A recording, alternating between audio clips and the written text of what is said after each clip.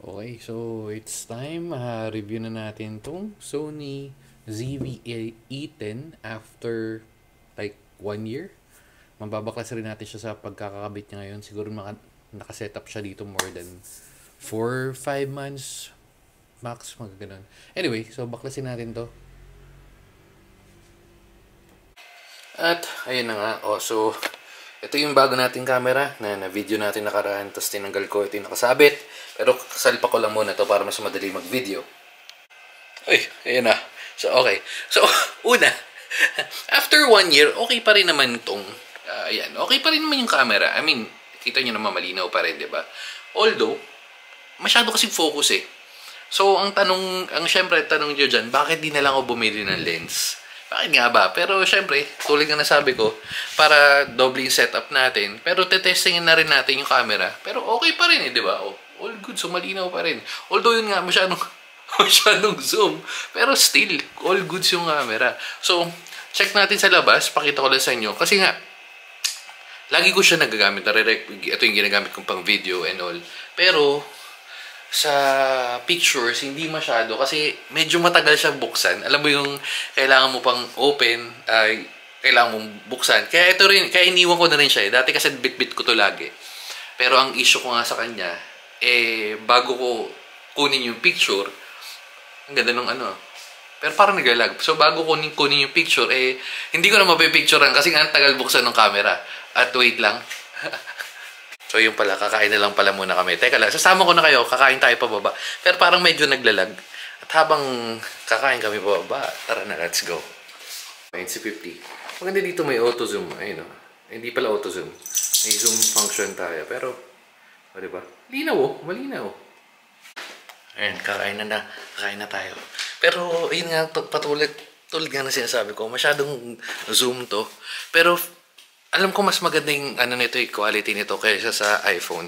iPhone 13. Pero sa 15, hindi ko sure, pero mako-confirm natin yan sa mga susunod na video. Pero for now, kakain muna tayo. Balikan ko kayo. Hindi pa pala naka-record. Buti hindi na-record. Pero anyway. Nasa video lang naman siya. At talagang inulit siya pa. So ito na, kain na muna tayo ng broccoli. So sa mga nagsasabi dyan, di tayo nakain ng gulay. Nakain tayong gulay. Ayan. Sarap.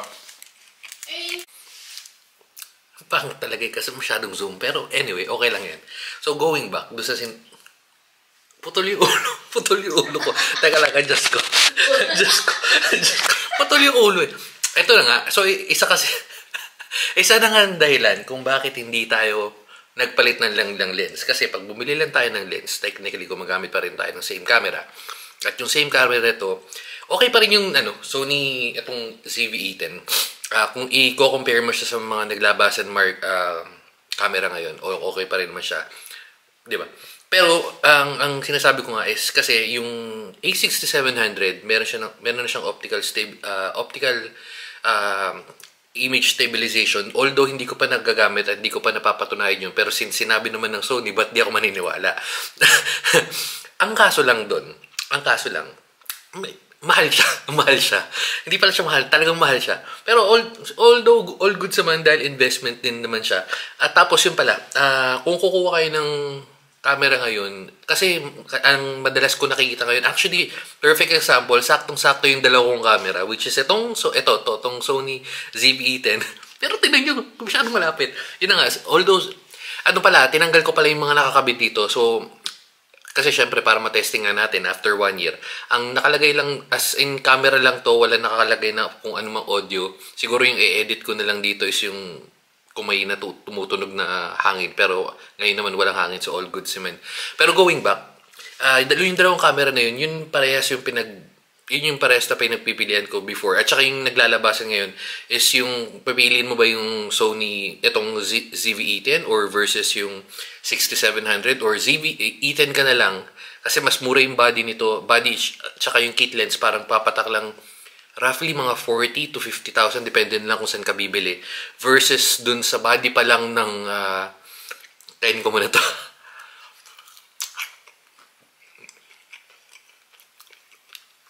Versus sa body pa lang ng 8700 which is nasa na kaagad, parang 89,000.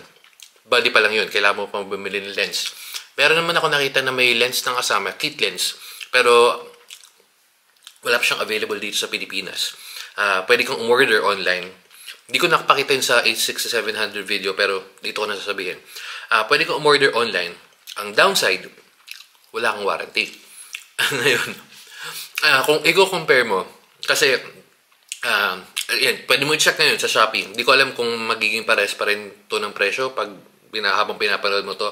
Pero kasi yung kuha ko sa 860-700, hindi, alam ko Z710 review to, pero kakwento ko na lang din. Yung 860-700, pag kumuha ka sa local, dito sa Pilipinas, naglalaro siya ng 85 to 90. Body pa lang yun. Pero pag kumuha ka sa Shopee or kung sa man online, parang naglalaro lang siya ng 73,000-74,000, which is iles mo na lang. So, roughly 10,000, 11,000 versus a peace of mind mo na 3 years warranty. Although, hindi ko naman sinasabing masisira, pero kasi itong camera na to all goods naman. Pero, di ba, 10,000, 11,000 para sa peace of mind mo for 3 years. So, all goods na yun. Anyway, so, yun nga, syempre, mas mahal nga lang, tapos bibili ka pa ng lens. Pero pag bilili kang kit lens, kasama nun, kasi parang 74,000 yung body lang. Dun sa dun sa tinitingnan ko. Pagka bumili ka ng may kasamang kit lens, parang pumapatak lang siya ng 82,000, parang gano'n. Still, mas mura pa rin pag bumili ka dito locally. Anyway, so tutuloy ko muna yung pagkain ko kasi medyo napapahaba na yung kwento ko. Mamaya na lang ulit. Kasi check natin yung sa labas. Kasi pakita ko sa inyo, hindi naman siya ganun kalabo. Although, kasi naka-autofocus ako ngayon eh. Hindi naman ako mahilig mag-adjust. Kakakalikot ko lang dong 700. Hindi pa rin ako marunong. Pero, ipapakita ko sa inyo yung video ng gabi. Tsaka sakto. Kasi anong oras ba ngayon? 2:26 AM. So, sakto abutan natin hanggang mamaya natin gagawin to. Pakita ko sa inyo difference ng night mode or ng gabi sa C7E ZV-E10. may bumubulong kasing maingay dito yun. Versus ZV-E10 tapos sa umaga tsaka sa gabi. Pero, mamaya na ulit. Kain muna tayo. So, labas tayo saglit. Pakita ko sa inyo yung night vision. Tapos, abutin tayo ng umaga. Ayan. Sasama po si Manong. Mamaya na lang pala kasi meron. Ayan o, ayan o. Kung nakita nyo, ayan o. Ayan o, yung nakadilaw na yan. Gina G yan kasi merong inhit na aso doon. Pero mamaya na lang pagka wala na siya sa radar. Tsaka ito medyo ayun o. Hindi ko siya kung napapansin sa video, pero naramdam ko may lag eh. Oh. Kasi naka-autofocus. Tatry natin manual mamaya. Okay. Tuloy na natin yung pinag-uusapan natin kanina. Kasi mag-uumaga na. So bago pa. Ito sinasabi ko, naka 16mm. Pagka ganyan medyo malabo, no? Pero pagka ganyan na ayos. Pero naka 16mm yan. So pag zoom ko, pag zoom ko, boom! Wala na makita. Ilong na lang makita, 50mm. Pero ito yung kit lens. Anyway, pakita ko sa inyo sa labas. Pag pag madilim, sarado natin kasi lalabas si Manong. So, ganito itsura nito ng Sony ZV-E10 pagkagabi. Yan. Oops, ikot ko lang. Yan. So, diba? Hindi naman siya ganun kadilim. Actually, maliwanag naman siya. Ayan o. Oh. Diba? Okay na naman siya. O, zoom natin ng konti. Oops. O, may tumitila pa. Tumitila pa. Zoom natin dun banda. Oops. Oh. All good, diba? Oh. Ayun na yung sagad. Oh. Maliwanag naman siya. Pero, naglalag kasi naka-autofocus min eh. Pero ayun nga, ayun yung pagkagabi. Ayun. Well, medyo madilim. So, check natin mamayang umaga. Pero pag pa umaga, syempre maliwanag yun. Pero ito na, syempre pa, sabi nga ni Queen Yaspi, syempre. So, sasalpak natin yung lens na binili natin or nakakarga sa 860-700. So, tingnan natin kung mag-iiba ba yung itsura. Oops. Pero muna ng lens. 6700. Pahiram lang saglit. Tapos palit na rin tayong battery kasi lowbat na yung Sony. Gamitin na natin to. Okay, so medyo bumigat yung lens natin kasi ang laki. Pero pinagpalit na natin, so check. Uy, mas okay. Mas okay, men. Kasi doon sa kanina, yung laki ng diferensya. Ito malapit, sobrang lapit niyan. Pero yung pag malayo, di ba? Laki ng diferensya, men. So, check natin ngayon sa sa labas. Pero yan, ito yung ilaw. Kanina, ganyan, di ba? Laki ng diferensya ng lens, men. Liwanag. So, check natin sa labas. Siyempre, tanong natin dyan kung mas okay ba yung Pero, wait lang, may...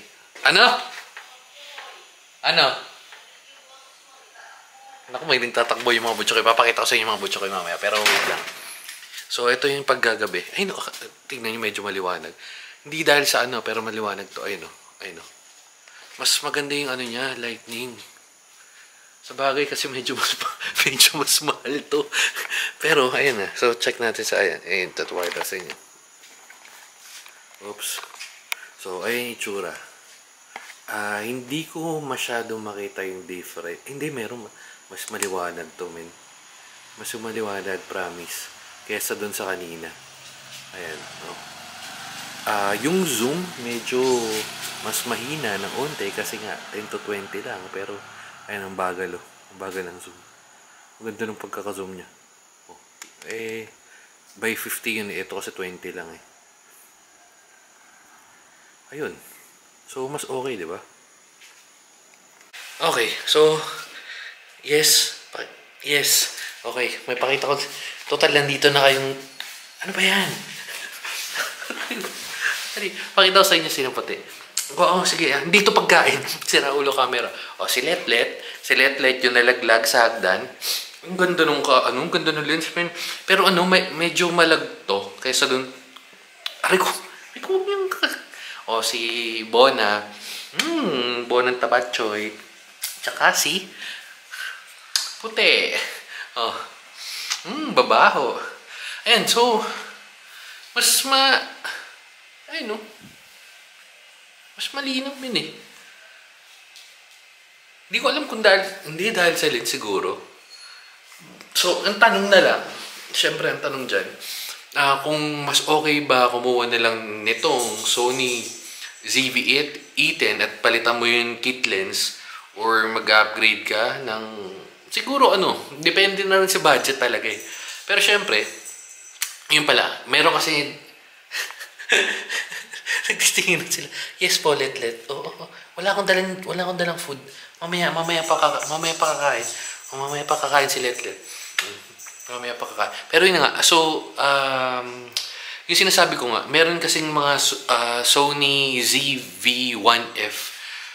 Kasi ito, APS-C. So, sa mga, yun, kung alam mo yung camera, all goods. Kung hindi naman, nagmamadali si 50. Si 50. Kulang kagatan. Pero yun nga, since iba-ibang kasing camera, so yung APS-C yun sa atin, tapos full frame, ibang kwento na lang yun, pero dito muna tayo. Naglalambit. Yes. So, tanong dun siguro depende sa budget. Kung walang problema sa budget, I would suggest, highly suggest yung 6700 kasi masyado nang marami yung nagbago. Pero kung hindi naman, kung sakto lang, all goods na rin naman tong Sony ZV-E10. Kasi again, ay nakita nyo naman, no? Di ba? Okay pa rin. Yung picture, hindi ko na yan matesting kasi medyo madilim sa labas. Tapos, I doubt na magkaka-issue dun kasi ginamit ko na picture na way back siguro last year. Yung nakuha natin to, okay naman yung camera. Pero kasi, instead na kasi mostly kung camera or video, ito gagamitin ko. Pero kung magte-take ako ng picture, then kunin ko na sa iPhone or sa cellphone. Kasi, ewan ko, mas madali. Di ba? Dukot ka ng cellphone, tutok mo.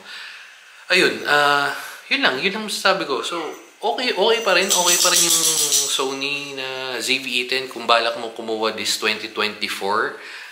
Di ba? Nag-iiyakan dito. O yan, kung balak mo po kumuha, all goods pa rin.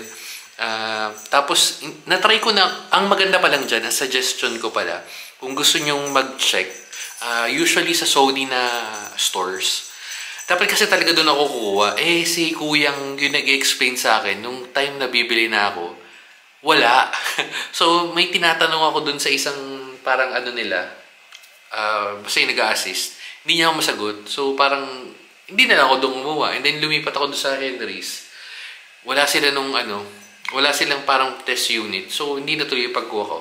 Anyway, so dito, again, yung camera yun, yung battery and all, okay na okay pa rin naman. Medyo mabilis mo. Kakabukas ko lang, pero 89% agad. Although, okay lang naman kasi nga, pero naman tayo replacement battery. So, ayun lang. Dito natin tatapusin yung video. Kasi nga, mababay na tayo. Lulutuan na natin ng pagkain sinabona. So, again, Sony ZV-E10, kung okay pa rin. Para sa akin, okay pa rin naman. Pero kung ko-compare natin sa iPhone, ibang story na yun. So, gagawa na natin ng different. Kasi 13, sa 13, kasi na-compare ko na to, balikan nyo lang video ko last year pa yata yun. Kung tong Sony ZV-E10 na kit lens versus sa 13 Pro Max, mas maganda tong Sony. Pero kung yung 15 versus sa dito, syempre para sa akin mas maganda, mabilis yung mabilis yung 15 Pro Max na testing ko na mabilis yung, pero kung sa 6700, yun yung testing natin. So sa mga susunod na video, yun. Sige na, dito na natin tatapusin kasi nagkukulitan na itong mga to. Yes, okay, si 50. Si 50 makulit. So bye-bye na. Bye-bye guys. Bye-bye. Bye.